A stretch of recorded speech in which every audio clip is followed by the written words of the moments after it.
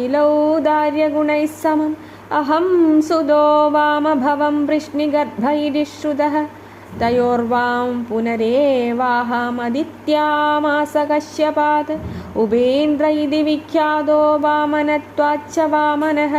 तृतीयेऽस्मिन् भवेऽहं वै तेनैव वपुषाधवां जातो भूयस्तयोरेव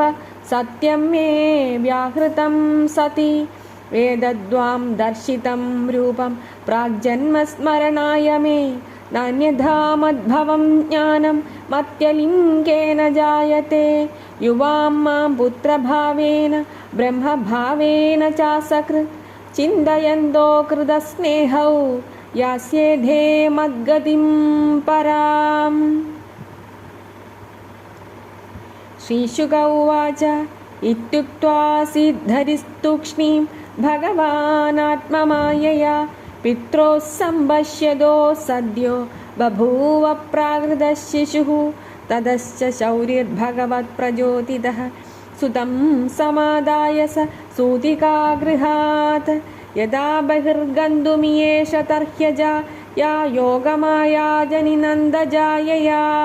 सर्वत्र देवी नाम संकीर्तनं जय जय महादेवी तया हृदप्रत्यय सर्ववृत्तिषु